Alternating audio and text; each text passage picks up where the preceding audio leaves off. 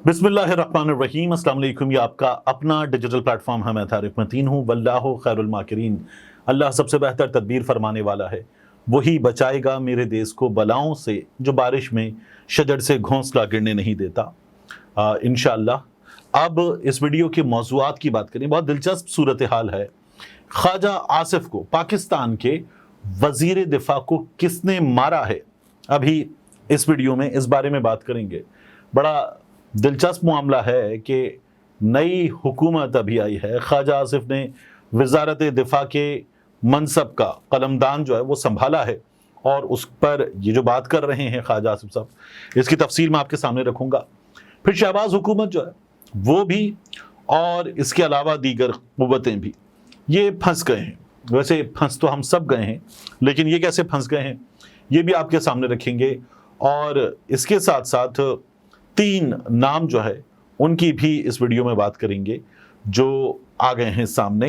अब सबसे पहले जो है वो आपसे दरख्वास्त, अपने लिए अलग न्यूज़ के लिए सब्सक्राइब कीजिए, बेल आइकॉन प्रेस कीजिए और लाइक कीजिए, कमेंट कीजिए। यही दरख्वास्त आपसे अलग न्यूज़ के लिए है। सब्सक्राइब कीजिए, घंटी का बटन दबाइए। और आप लोग सब्सक्राइब करते हैं, देखते हैं, आप पसंद करते हैं, आपकी मोहब्बतों का बहुत बहुत शुक्रिया। अब आगे बढ़ते हैं, ख्वाजा आसिफ साहब की बात करते हैं। ख्वाजा आसिफ साहब ने फहद हुसैन के प्रोग्राम में बैठकर, और उन्होंने जुमला भी कहा, मैंने आपका प्लेटफॉर्म इस्तेमाल कर लिया है।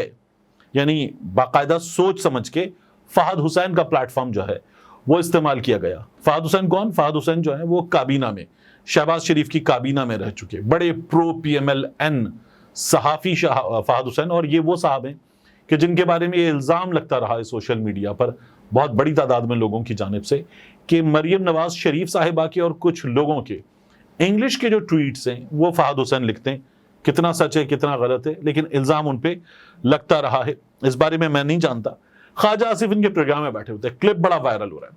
ख्वाजा आसिफ इनके प्रोग्राम में बैठकर कहते हैं, मैंने ये कहा, यानी वो ये कह रहे थे फहद हुसैन से बात करते हुए कि जनरल बाजवा को, जनरल फैज़ हमीद को, और उन्होंने ये बात की कि ये कौन होते हैं मुल्क के फैसले करने वाले, तो पार्लियामेंट के प्लेटफॉर्म पर बुलाएंगे। तो वही कहते हैं कि मैंने ये कहा है, इस पर मुझे पैगाम भी आया कि तुम ये जो गुफ्तगू जो है, वो जो ख्वाजा साहब कहते हैं ना जो है, तो वो बहुत कहते हैं तुम ये गुफ्तगू जो है वो बंद करो। तो सवाल हुआ कि ये पैगाम आपको आया है फहद हुसैन की जानिब से, जनरल फैज़ का पैगाम है? तो उन्होंने कहा नहीं, जिस किसी का भी आया है, अब नाम नहीं लिया ख्वाजा साहब ने, वो कहते हैं जिस किसी का भी आया है, लेकिन ये कि तुम इस किस्म की गुफ्तगू बंद करो कि पार्लियामेंट में बुलाया जाएगा। बहुत ही धमकी आमेज बयान आया। फिर उसके बाद ख्वाजा आसिफ कहते हैं वजीर दिफा पाकिस्तान के, पाकिस्तान में वजीर आजम के बाद जो ताकतवर तरीन वज़रा हैं उनमें शामिल होता है वजीर दिफा। तो यानी फौज जो है वो वजीर दिफा को रिपोर्ट करेगी। तो ख्वाजा आसिफ साहब ये कहते हैं कि बहुत धमकी आमेज बयान आया है। फहद साहब कहते हैं अच्छा। ख्वाजा साहब कहते हैं हाँ। तो फिर वो कहते हैं ये तो फिर आपको, अब आप रिव्यू करेंगे उस पोजीशन को, या डू यू स्टिल मेंटेन?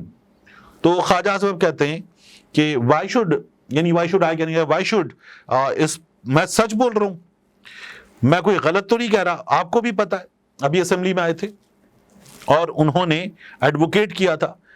फिर आगे ख्वाजा साहब कहते हैं मैं सियासतदान हूं, मुझे 4 लोग गालियां देते हैं, 4 दुआएं भी देते हैं, जिन लोगों ने मुझे धमकी दी है वो अफोर्ड नहीं कर सकते। फहद साहब जो हैं वो कहते हैं शॉकिंग, ये तो बड़ा। तो ख्वाजा साहब कहते हैं पहले भी धमकी आमेज मुझे मैसेज आया, टेलीफोन पर आया। ख्वाजा साहब कहते हैं पहले भी धमकी आमेज मैसेज आया, टेलीफोन पर आया। वो तो आपको पता है मारते भी हैं और रोने भी नहीं देते। आप ख्वाजा साहब कह रहे हैं मारते भी हैं रोने भी नहीं देते, तो पाकिस्तान का वजीर दिफा जब ये कहे कि मारते भी हैं रोने भी नहीं देते, तो मेरे लिए ये बड़ी शॉकिंग चीज़ है। ख्वाजा साहब ने इस बारे में बात करते हुए कहा क्या है, अपनी समातों में खुद आप इसको डालिए कि ख्वाजा साहब क्या फरमा रहे हैं। देखिए, बड़ी दिलचस्प है गुफ्तगू। आपको याद होगा असेंबली के अंदर जो है वो जनरल बाजवा और जनरल फैज़ ने आगे एक ब्रीफिंग भी दी थी, बिल्कुल, और उसके हक में बयानात जो है इमरान खान साहब के भी आए थे। उस पर आपने भी मैं सुन रहा था, आपने गुजरात काफी सख्त स्टैंड भी लिया है कि उस हवाले से इनको जनरल फैज़ को पार्लियामेंट में बुलाना चाहिए, या मैंने ये कहा है, जहाँ कहा है मुझे उसका पैगाम भी आया है कि जी तुम ये गुफ्तगू बंद करो जो है। اچھا ہاں مجھے اس کا پیغام بھی جنرل ہے، فیض کا پیغام آیا ہے؟ نہیں جس کا بھی آیا ہے، لیکن کہ یہ اس قسم کی گفتگو جو ہے تم بات کرو کہ تمہیں پارلیمنٹ میں بلایا جائے گا، وہ بلایا جائے گا، نہیں تو ہم بھی دھمکی میں اس بیان آیا ہے۔ اچھا ہاں تو یہ تو پھر آپ کو اب آپ کیا ریویو کریں گے اپنے اس پوزیشن کو یا یو اسٹل مینٹین؟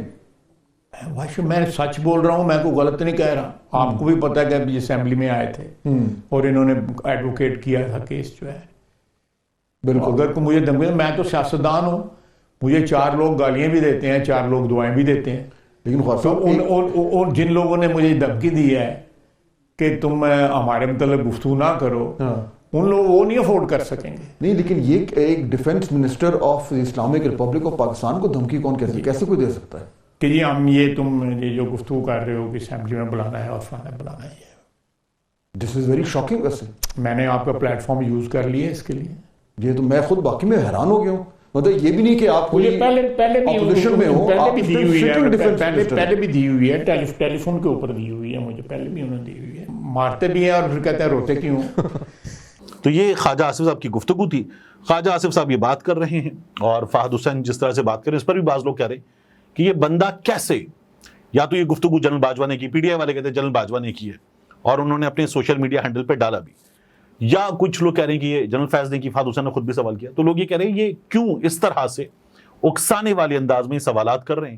تو فہد حسین جو ہے باقاعدہ طور پر استعمال ہوئے کیونکہ وہ تو ان کے بڑے قریبی آدمی ہیں اور یہ باقاعدہ چن کے یہ کام کیا گیا، تو کچھ ہے، پھڈا ہو گیا ہے نئی حکومت کا، نئے وزیر خارجہ کا، پہلے ہفتے میں پھڈا ہو گیا کسی چیز پر اور ان کو بتایا گیا کہ ڈوز اور ڈونٹس کیا ہیں۔ بات یہ ہے کہ خواجہ آصف صاحب جو ہیں وہ جس طرح سے بھی وزیر دفاع بن گئے، رکن اسمبلی بن گئے، ان کے فارم 45 فارم 47 چل رہا ہے، تو وہ ایک چیز دیکھنے کی ہے کہ کیا کچھ کھچڑی پک رہی ہے ایسی کہ جہاں حکومت اور غیر سیاسی طاقتیں ایک پیج پر نہیں ہیں، آتے ہی پھڈا ہو گیا ہے، یا پھر کچھ ایسا ہے کہ جو منوانے کی کوشش کی جا رہی ہے کسی بھی ایک فریق کی جانب سے اور دوسرا فریق جو ہے وہ نہیں مان رہا، تو معاملہ میڈیا تک آ گیا ہے۔ لیکن آتے ہی اس حکومت کا سب کچھ بہت اچھا نہیں ہے، یہ خبر ہمارے سامنے آ رہی ہے، بڑی حیران کن خبر ہے کہ خواجہ صاحب کہتے ہیں مارتے بھی ہیں، رونے بھی نہیں دیتے۔ اب دیکھیے اس میں سے نکلتا کیا ہے، مگر دلچسپ کہانی ہے جو ابھی ہمارے سامنے آہستہ آہستہ مزید انرت ہوگی۔ اور میں آپ کو ایک چیز بتا دوں کہ خواجہ آصف صاحب ایونچولی یہ کہیں گے کہ کانٹیکسٹ میں انہوں نے بات کی تھی، اب جو کچھ کیا جا رہا ہے وہ کانٹیکسٹ سے ہٹ کر ہے، اور اس معاملے کو پھر ہم دیکھیں گے شہباز شریف صاحب جو ہے وہ بڑی حد تک ہمیں سنبھالتے ہوئے ظاہر ہے نظر آئیں گے۔ لیکن ایک بات ہے، بندہ جیسے بھی وزیر دفاع بن گیا، وزیر اعظم بن گیا، پاکستان میں حکمرانی کس کے پاس ہے؟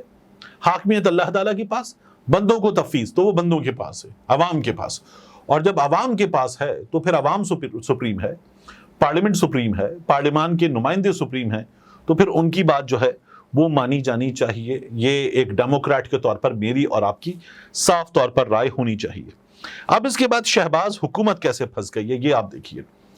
شہباز حکومت جو ہے وہ آئی ایم ایف سے مذاکرات ان کے ٹھیک ہو گئے ہیں، خوشگوار نتائج برآمد ہونے والے ہیں، اور الحمدللہ یہ چیز ہو جائے گی، پاکستان کو ایک پیکج جو ہے وہ مل جائے گا اس نئی حکومت کے لیے، اور یہ آخری قسط کے بعد بھی ہم دیکھیں گے کہ نئے پیکج پر بھی ڈیل ہو جائے گی، کیونکہ نئے وزیر خزانہ نے ملاقات کی امریکی سفیر ڈونلڈ بلوم کے ساتھ، انہوں نے کہا وہ آئی ایم ایف سے سلسلے میں بات کریں گے، مدد کریں گے پاکستان کی، اور پھر ہم نے یہ خوشگوار خبر دیکھی۔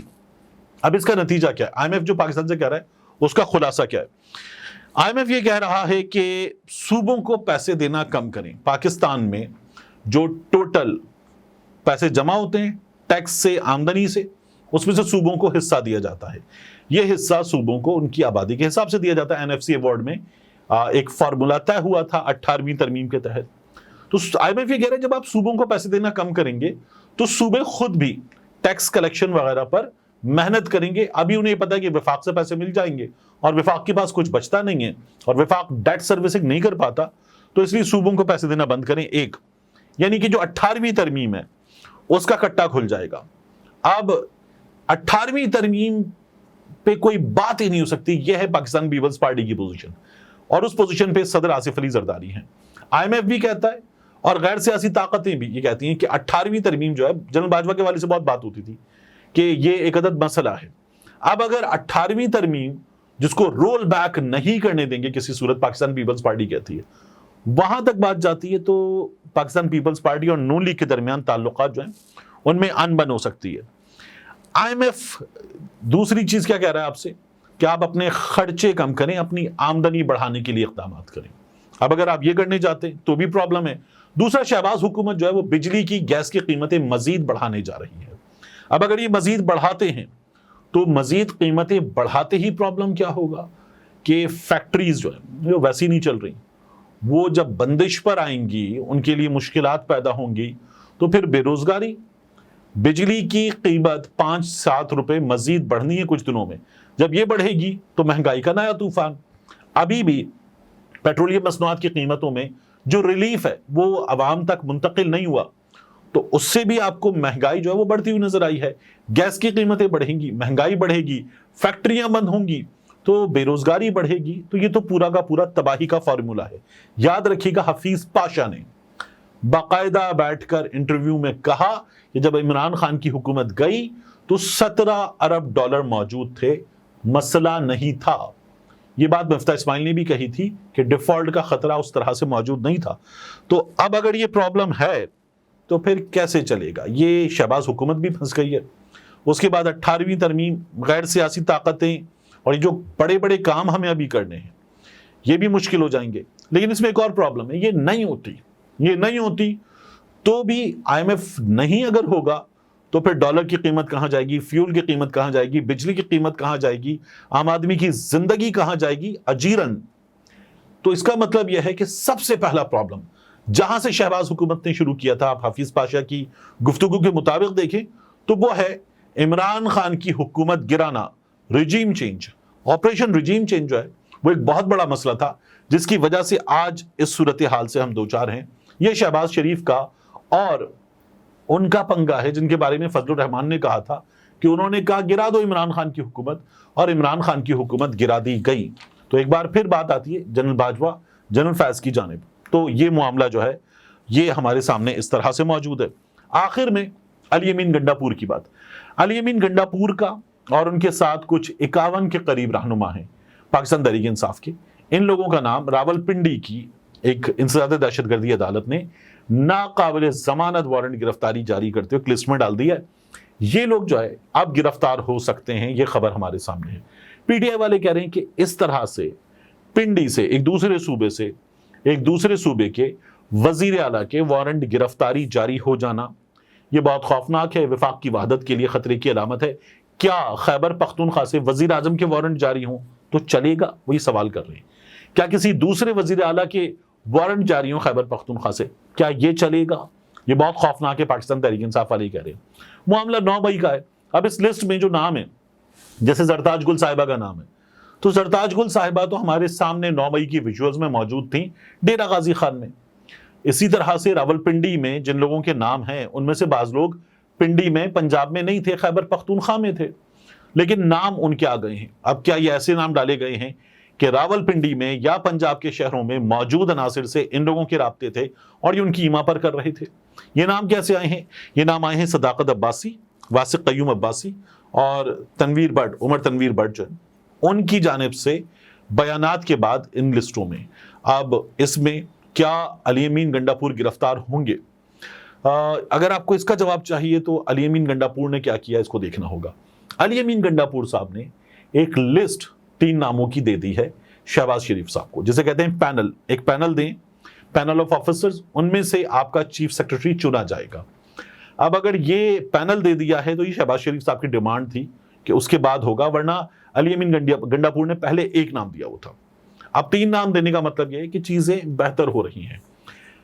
جو میری بات ہوئی پاکستان تحریک انصاف کے لوگوں سے اور میں اس خبر کو جتنا سمجھا ہوں اس میں آپ کو یہ نظر آئے گا کہ پاکستان تحریک انصاف کے ان لوگوں کے، ان میں سے کچھ روپوش ہیں، کچھ منظر عام پر موجود ہیں، ان لوگوں کی یہ ناقابل ضمانت وارنٹ گرفتاری جاری ہوئے ہیں، مگر ان کو ریلیف ملے گا. یہ گرفتاریاں نہیں ہوگی، علی امین گنڈاپور صاحب کو ریلیف ملے گا. اور اگر اس کا یہ ڈیپینڈ کس چیز پہ کرتا ہے کہ شہباز شریف صاحب نے جو پینل 3 ناموں کا آ گیا اس میں سے علی امین گنڈاپور کی پسند کا نام جو واحد نام تھا वो दे दिया तो ठीक, सब कुछ अच्छा है। अगर ये नहीं होता तो फिर गड़बड़ है, फिर चीजें बिगाड़ की जानिब जा सकती हैं खुदा ना खास्ता, और फिर आपको टसल लड़ाई ये होती हुई नजर आएगी। इसकी एक और रीजन है कि पाकिस्तान तहरीक इंसाफ अभी मुख्तलिफ शहरों में जलसे करेगी, और इन जलसों के बाद, यानी ये होंगे इफ्तार के बाद वाले जलसे, और फिर उसके बाद ईद के बाद भी जलसे, और फिर पाकिस्तान तहरीक इंसाफ इस मुहिम को, जो मैंडेट की वापसी की मुहिम, एहतजाज की मुहिम है, इसको बढ़ाते हुए, इसका टेम्परेचर बढ़ाते हुए पाकिस्तान तहरीक इंसाफ तेज करेगी, और मुमकिन तौर पर यह मुंतज हो सकती है एक लॉन्ग मार्च की जानिब।